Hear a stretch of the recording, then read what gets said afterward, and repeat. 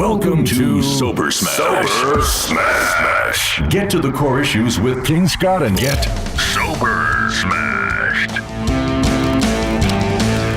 Welcome to Sober Smash Live. Today's special guest, we have Grandmaster Park. He is from Park's Taekwondo, right here in the South Florida area. Looking forward to talking to him, but right now, the man with the plan and all of the information, King Scott. Thank you, Jonesy. Thanks for that introduction. We do have a great guest today. We're all excited to chat with Grandmaster Park. He's an interesting guy, and you like what he says, or he'll kick your head right off your shoulders. That's the way the guy is. You know, he's a great guy, and we'll talk about how Taekwondo fits into the recovery world and staying fit and letting your mind get in shape and stay healthy. There's a whole lot, you know, with all of this with martial arts, and Grandmaster's a big deal, right? I mean, this is. Oh yeah, I think he's been doing it longer than 15 minutes. You know, that's about how long my usual workout routines last. You know, I want to try running, and I run for about 5 minutes. Imagine the guy that cuts this guy off and jumps out of the car and wants to have road rage and start a fight. And Grandmaster Park gets out of the car, and the guy looks at him and says, "Oh no, what did I do?" No, right? Big mistake. Big mistake. Big mistake. Yeah, I'm looking forward to talking to him and meeting him because, like I said, that's something I've always wanted to get into was some sort of martial we'll arts. chat with him about that. Maybe he can get you in shape. I want to get in shape. I have to get in. I am in shape, but it's a pair. That's the Well, problem. I don't know. Yeah, it's some shape. It's not the right shape. So I saw the news yesterday. You see that P. Diddy changed his name again? Brother Love. Oh, see, I thought it was a legal thing where he had to change his name to P. Didn't. P. Didn't. There you go. How do you address this guy? You don't know what to call him. Puffy, P. Diddy, Sean, Yeah, or Brother Love. Well, is that actually like you have to address him, Brother Love? You got to address him as Brother Love. So, brother first name, Love last name. I believe so. Wow. Well, it's not as bad as when Prince. Remember when Prince changed his name to a symbol and it actually didn't even say anything? You know, Prince had that swag to him, though. He could have done pretty much whatever he wanted to do. At the and time, he did. You know? He did. And he did. The guy had that swag. He was, he was a cool dude. Well, hey, listen, P. Diddy, I'm not sure why he would pick P. Diddy to begin with anyway. I don't mind P. Diddy. I got kind of used to it. But Brother we got Love, used to it, but the first time Brother Love's kind of cool, though. Brother Love. It is kind of cool. With all the bad stuff that's going on in this world, I think love is the way to go. That's true. You know, there's too much bad happening and just terrible stuff, we see in the news every day, which I don't even want to harp on it, but it's bad stuff, and we're fighting every day, the opioid epidemic in this country, and, it's tough. Yeah. Very, very tough. There's a lot of rage crimes going on and things like that. And certainly our hearts go out to all the victims and the people. But where's the positive stuff, Scott? Where are the people who are celebrating life? Where are the people that are recovering and doing good things? There's a lot of that going on, Jonesy, and just people don't like talking about it as much as they should. They rather talk about the bad things that are going on, the things people are doing that aren't right. But there's a lot of good going on out there, and there's a lot of good people. Matter of fact, one of them are here right now today. Let's bring them in. Let's get them in here. All right, and we're welcoming into our little workspace here. We're bringing in Grandmaster Park, again, from Park's Taekwondo, and he does have 3 different locations right in this area. He does. Yeah. If you want to get your butt kicked at all 3, go to all 3. That'll work for you. You want to learn how to kick butt, go to all 3. Oh, boy. Oh, boy. Here he comes. Here he comes, the man of the hour. There he is. There he is. There he is. Put on those headphones, Grandmaster, so you can hear what we're hearing. What's up, buddy? Hey, guys. Very nice to see you. How you guys doing? Very cool. What's happening, buddy? Just kicking it, man. Just kicking it. You can say that, actually. Yes, I sure can, right? Being a 7th degree black belt. There you go. All right. Nice. I like that. We got you. I like that. How you been, pal? I've been very good. Very exciting times. I'm going to be a father to Congratulations. to a girl. And Congratulations. she's gonna be arriving in April. I feel bad for that boy that's going to date her. He's in trouble, huh? Oh, yeah. Oh, yeah. Every time he comes to pick her up, Grandmaster Park breaks a few blocks right before they go out. And a samurai sword. There you go. Chops off a couple doll heads. I have to sit on the porch polishing a gun. I don't have the skills you have, so... That works just as well. Yeah, it does. Just as well. So we were just talking regarding recovery, people working on their sobriety, and how Taekwondo and martial arts really help somebody. What are your thoughts on that? Well, Taekwondo is a very purpose-driven activity. And, we as human beings, we're a creature of habits. And by giving a sense of purpose, it really gives us a sense of direction, especially, for those of you that are, recovering. If you trying to get sober, I think personally one of the most important things is, having direction and purpose. And, there's always a yin-yang factor. It's one of the most important things my father taught me, that life is a balance of yin-yang. And obviously for a lot of, recovery, the one part of the yang has been, substance abuse. Believe it or not, the other part of the yin is a positive factor if they just really seek deep inside and find what they were passionate about, whether it be martial arts or love for animals or tennis. It's there. We just have to, discover it and give ourselves a sense of direction towards that. Right. And great thing about Taekwondo is it's very purpose-orientated. So it gives them a sense of direction to achieve a long-term goal, which is very important for recovery, to set that type of long-term goal so that way their mind is on a different direction now. Sure. Which is becoming a black belt.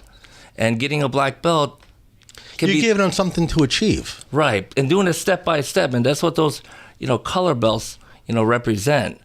And by giving them a purpose and a map and how to accomplish that goal on a daily basis, step by step, through a structured curriculum like we have it at Parks, they can really succeed. Right. Yeah, that's incredible. We found, certainly working with addicts and alcoholics and people with substance abuse issues, it's not a lack of willpower that keeps them. It's a lack of direction. Just to survive addiction alone, you have to have tons of willpower. Absolutely. I mean, just to make it through each day and to suffer as much as they do. So by giving them that kind of direction, they can have extreme focus and they could really do well. And the positive thing about it is you are still in a group environment. Right. But it's a one-on-one sport. So that way you're focusing on developing yourself with the support of your peers in the dojang, also known as dojo. That's right. As Mr. Franco is a sensei of judo. So, and I think he can, relate to that in that sense. It's very important to have that community support that is giving you that reinforcement, because at the end of the day, we have to increase our self-esteem. Our strong sense of self-esteem gives us the willpower to overcome the demons that's facing us and that's trying to haunt us. What is your experience? I know we've had plenty of clients go to your dojo, and great response on our side that we've seen. What do you see from the first day they come in to, let's say, 30 days in, the difference, the transformation they make? Well, that all depends, on the individual. We primarily work with a lot of families, right. A lot of children. Children are, of course, much more easy to transform because they're still in the developmental stage as human beings, right. Versus, adults. At this point of our lives, there's that saying, you can't teach old dogs new tricks. There's a reason for that. But I believe if the willpower and the passion is there, the interest, the motivation, it can really have a powerful impact on teens and adults as well, because it gives them a sense of fulfillment and something to accomplish. And that's the transformation that we see in a short period of time. Because, martial arts is something, believe it or not, that's in our faces all the time. I mean, we're very fortunate because we're one of the few industries, I guess, a multi-billion-dollar advertising, from Power Rangers to Karate Kids to Ninja Turtles. And, we're influenced by it. I mean, Bruce Lee, who doesn't know who Bruce Lee is, right? Yeah. So martial arts is something that's been really fascinating here in the Western culture. And believe it or not, there's always an interest in all of us. Ability to and then when they discover that they can, that they can do this, it really empowers them. And not only that, martial arts is the real deal. It's not just kicking and punching. I mean, there's movements actually work. And then when the individual starts participating, like a self-defense movement, somebody grabs your throat, you take the hand, you turn it around, put them on a wrist lock and pop their elbows. They're like, "Whoa, wow." And so it really empowers because it teaches you knowledge. Knowledge is power. Yeah. Now, you brought up something interesting. You said something, obviously children are a little easier to train. I mean, one, they're flexible. Two, they're kind of a blank slate. But what about people who are a little bit older, adults in their 30s, 40s, even 50s, 60s, who want a discipline in their life? They want to try this. Can they still do it? Yes, of course. Anybody at all walks of age in life can do it. I mean, we've had 75-year-old grandmothers that get their black belt. I mean, it's definitely. Don't want to mess with her. Don't cut her off in the grocery line, Scott. No, that's for sure. I mean, it's definitely become real popular among, of course, our youth. But martial arts, if you really rewind the history, it really wasn't meant for children. It was meant more for adults. It comes from the warrior society, right? The samurai and the ninjas, and it was actually a privilege back in the days to learn martial arts from a master. You had to earn your right to be taught, and It was an honor to be taught and to learn, and because it really strengthens the individual in three primary areas, which we are made up of as human beings, and that is mind, body, and spirit. And that's the challenge because some of these extracurricular activities don't have that. That's something that strengthens the mind, the body, and our soul. Mentally, martial arts is very simple philosophy: strong mind, strong body. Physically, you're practicing to make your body the most ultimate weapon. The human bone is 7 times stronger than steel. That's a pretty massive weapon that we carry, and we can transform our fist into a deadly weapon. And along with that kind of power, of course, the philosophy that has to go with it, which is to be a humble, peaceful human being and an example to our society. Those are the people that we look up to, and those are warriors. And that's how traditionally martial arts was formed, and that's the core of Taekwondo. And there's no age limit, correct? Anyone can start Taekwondo, any condition, you'll work with them. Yes, long as the willpower is there and the open mind of open vessel to learn. Right. We can fulfill it. Now, I imagine a lot of people come in and they've got the wrong idea. They come in and they're like, I want to kick ass, I want to do this, they come in with the wrong idea. I mean, do you find that a challenge to kind of change their thinking? Is that more important than the physical change? Yes. Once the students really starts learning, when we start learning, gaining knowledge, we start to change as individuals. And when we start to change as individuals, our mind grows. And as our mind grows, and we think differently. That immature thought of I'm going to come in here because I'm sick of getting pushed around, and next person I push them, I'm going to kick their ass. When we get empowered, become more confident, it becomes the other way around. Those things doesn't matter to you anymore. That's right. And that's where true inner strength is all about.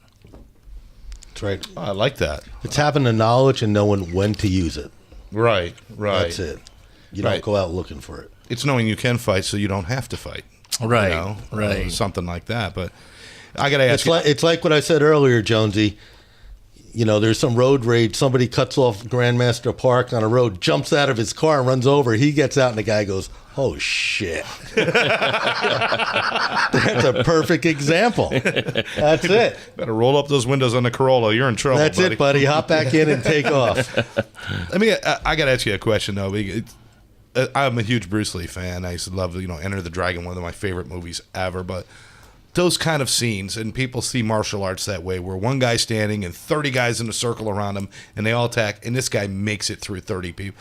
That's really just Hollywood stuff, right? I mean, that's not. I mean, let's be honest about it. Is that like Hollywood or? I mean, it's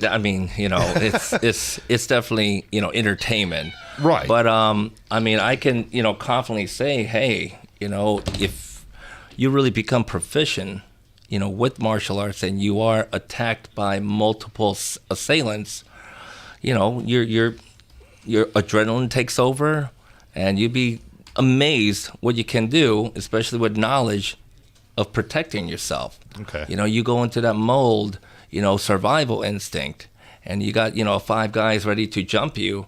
You're going to do everything in your willpower and what you've been trained to protect yourself. And once that adrenaline that goes in us, man, they could take a baseball bat and hit us, and you just won't feel it until after the fact. I mean, that's how powerful. Right. I mean, we hear stories like people lifting up a car, moms lifting up a car to save their babies. So there is a superpower strength in all of us. It's just a matter of being in a situation. And of course, we never want to be in that situation where we just go into that rage of mold to survive. Because that's animal instinct. Right. When 2 animals fight, they don't say, okay, let's get it on. I'm going to beat your butt and that'll be the day. No, they fight because one of them's going to die. That's the instinct that, we all have. Wow, that's crazy.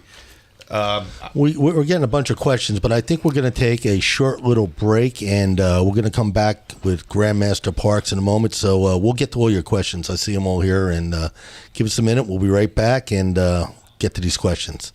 Thanks.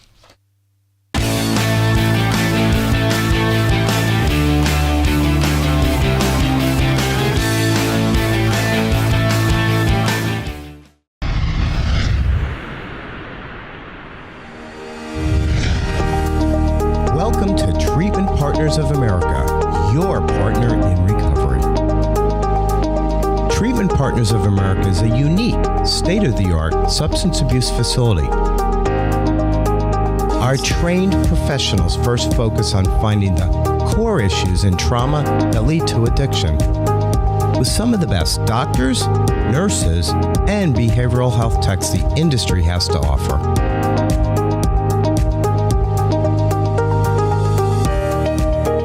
We offer personalized one-on-one therapy 5 days a week, raising the bar to a higher level of standards. Whether it's drugs, alcohol, eating disorders, gambling, sex and love addiction, or even relationship addiction, Treatment Partners of America has specialists to treat and to help heal your addiction long-term rather than attempt a temporary 30-day quick fix.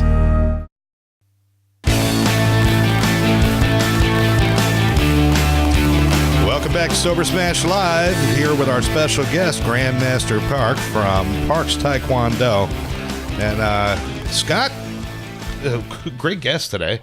I tell you, he's very informative. We're learning a lot, and you might learn how to take care of yourself before the end of today. I'm seriously considering it now that he's told me you're never too old to learn. Hey, you're pretty old, Jonesy. I know. You're pretty old. Might be a problem. We got a question here. Judy wants to know, she said, what about addicts that are still using drugs and they have children? Do you think it's a good purpose for the kids to take Taekwondo? I think that's what she's getting at here with her question. To give a support, I guess, for the children.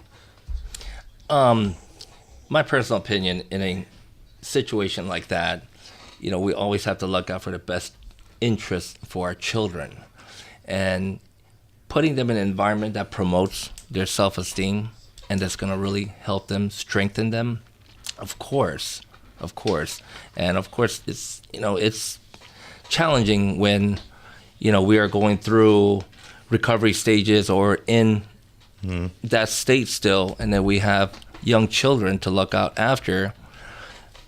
The responsible thing to do is what's in their best interest. And if martial arts is something that's positively influencing your child in a way you see them change for the better, then of course. Right, right. Now, you mentioned before, now we brought up the children, and you mentioned families before. Do you work with a lot of families, and do you see a different level of bonding going on with families when they're doing this together?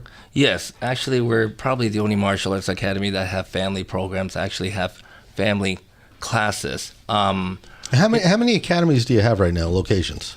We have 5 parks locations. Wow. 5 parks locations in South Florida, from Pembroke Pines all the way to Boca Raton. I mean, this was founded by my late father, Grandmaster Jonesy Park, in 1965. He's a former Korean ROK Navy SEAL, UDT frogman. Wow.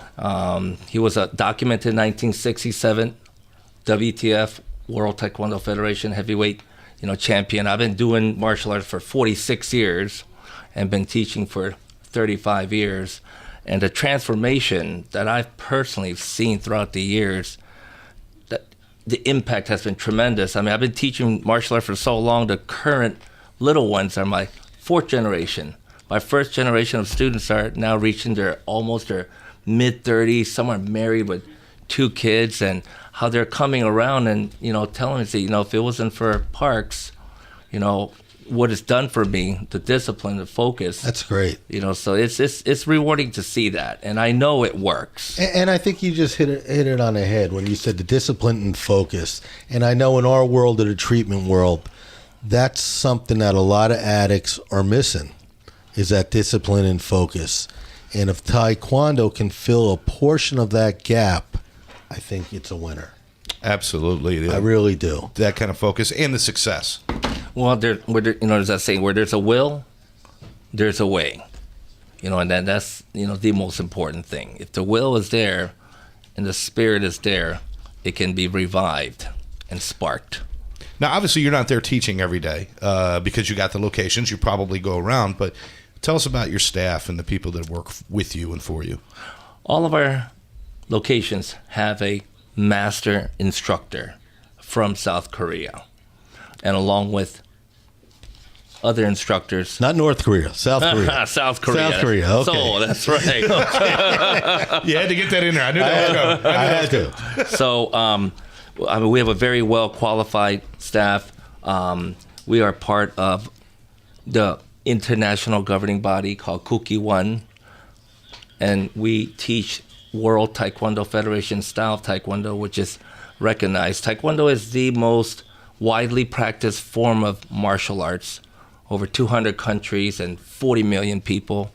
It is an Olympic sport, so it is also on a collegiate level, which is really cool, because if a child sticks with Taekwondo throughout high school, they can put it on their college admission resume.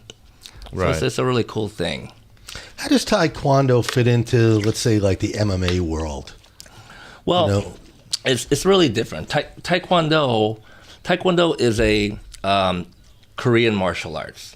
Taekwondo, we kind of do our own thing because of the Olympic status, and Taekwondo has a lot of history, right. a lot of roots. Right. It's authentic.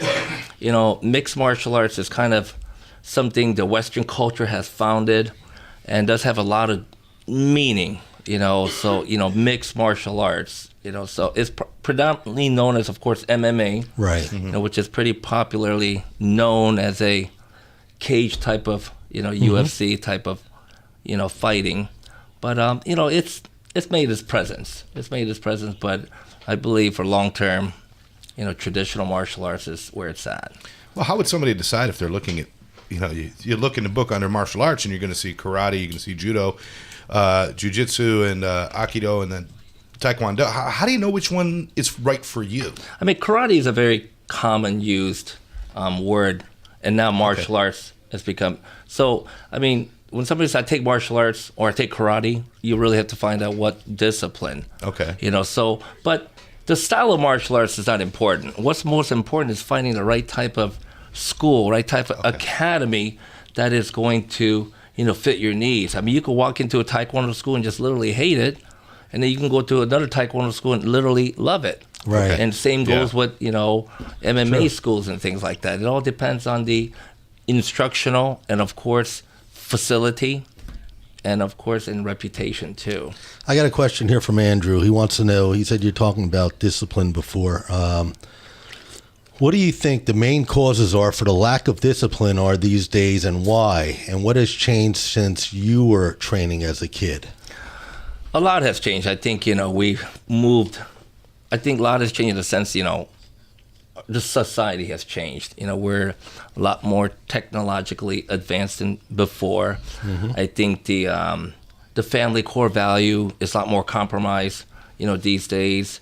There are a lot of, a false sense of confidence being instilled to our children, giving every one of them a trophy at the end of the soccer season. I don't think it's the right type of message that we want to be sending. Right. And I think, traditional enforcement of discipline is no longer there. I mean, I went to high school here.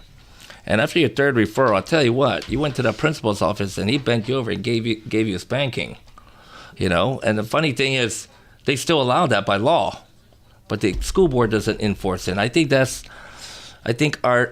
taken that authority away from the teachers to really enforce respect and discipline. Our kids are in our school 8 hours a day. Our teachers spend more time with our children than the average father and mother does. Right.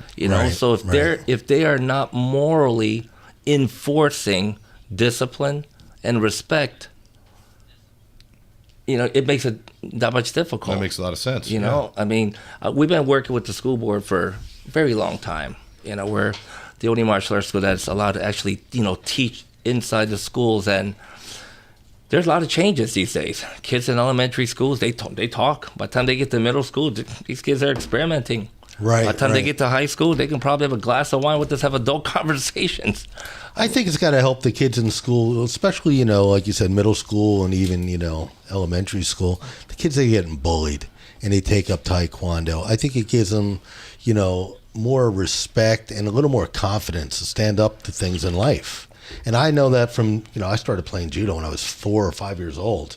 And I always had that confidence, like, I don't care if you try messing with me. So you hit it. Don't worry about it. You hit it right on the nail. And I always felt that way, and I instilled that in my son also when he was 5 years old to start playing martial arts. And it's a type of thing, I think it builds up your confidence in life. It really does. That's the most important thing. Since we're on a bullying subject, first of all, ladies and gentlemen, bullying is here to stay. It's not going anywhere. Absolutely okay? Not. I mean, especially the way the school is, the school board and everybody, the teachers, and, no bully. This is a bully-free zone, anti-bully. I'm like, okay, that's not going to happen. It happens everywhere. Yeah, exactly. Yeah. And it's here to stay. But the only deterrent for anti-bullying is self-esteem. Right. Okay? Because the children that get bullied are the ones that lack that confidence. Right. And they're easy to get They're picked not up. walking the walk. Right. And that's it. And believe it or not, there are definitely, anti-bullying verbal techniques, because verbal bullying is the number one form of bullying. The next is physical. Right. And, there are ways to educate our children to be awareness of bullying and how it, where it stems from. A lot of kids think bullying is this kid who's mean and, does this. But actually, bullying is caused by an emotion called anger. Mm. And we've all been bullies. I mean, we've all been angry and done something we regret. Yep. I tell the kids, hey, how many of you been angry? They put their hands up, then you guys been a bully. And I go, how many of you are bullies? And they all look at me like, how many of you been angry, yelled at mom, hit your brother, sister, or ignore somebody? So we have to really, educate, what bullying is all about. That is an emotion caused by anger. And confidence and self-esteem is the only solution. Susan 134 asks, do you see recovering addicts that you can trace their bullying back as a core issue leading to depression? I know on our end we do. Absolutely. We see it on our end. Something you see on your end at all? Where people come in like this? You know what? Where they get in a state of depression because they were bullied and they just can't take it anymore? And we do see our children. I mean, matter of fact, I even had a recent incident, where parents are telling their child's getting bullied. I think one of the most important thing is lack of education. I think a lot of kids don't know why they're being bullied. When a kid makes fun of them, or this one boy I was talking to, he calls me an avocado head. And if you really teach the children Same thing I called you Jonesy this morning. How did he know that? I got called to a meeting this morning. That's how they called me. And, it's if we really empower individuals that bullying is not them, it's actually the person that's bullying is more the victim than. And if they really educate themselves, I think they can, because we can choose to be affected or not to be affected. And if we give them a reason, say, hey, listen, when someone calls you stupid, okay, you have to feel compassionate for that person because maybe that boy and girl, something's happening at home. Maybe mom and dad are fighting. Yeah, that anger comes from somewhere. Right, exactly. Yeah. Maybe dad's not coming home at night. Yeah. Maybe, mom is sick and dad is worried to death and crying every night. Yeah. Right. Bullies aren't happy people. Right. If they were happy people, they wouldn't be bullying. Exactly. And if we really educate that to everybody, not just children, but the adults, and feel empathy and compassionate for them, then you become indifference. Right. Once we become indifference, then everything doesn't get to us.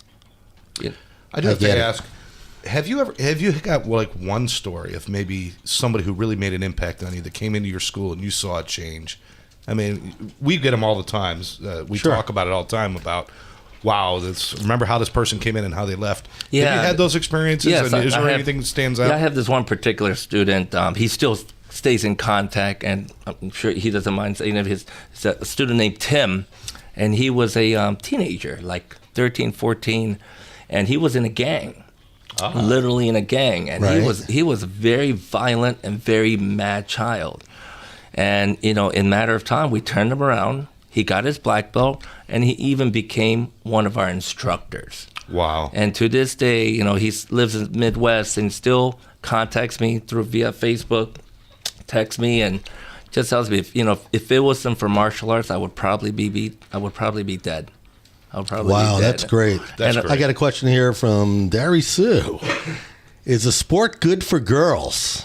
Oh, it's all about girl power, especially since I'm going to have a baby girl. There you go. If it wasn't, it will be now, right?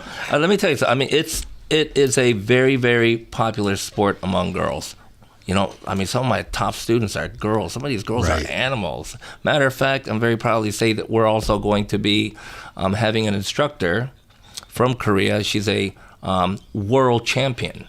She's a reigning world champion, and we'll be adding her to one of our teaching staff.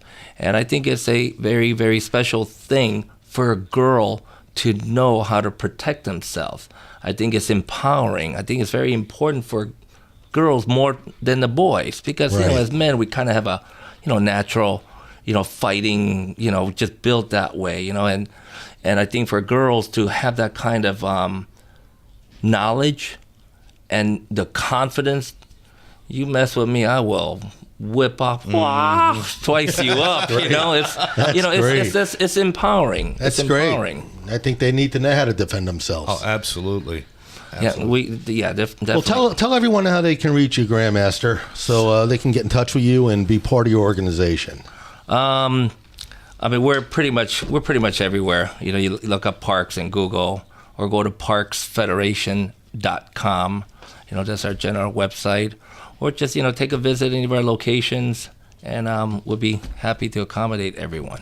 This guy's a great guy, and if you want to learn Taekwondo, there's no better place than go than to Parks Taekwondo. Thank you for being here. Always great seeing you. Congratulations. Thank you, on everything. And everyone have You've a been sober day. smashed. Thank you. Sober smashed.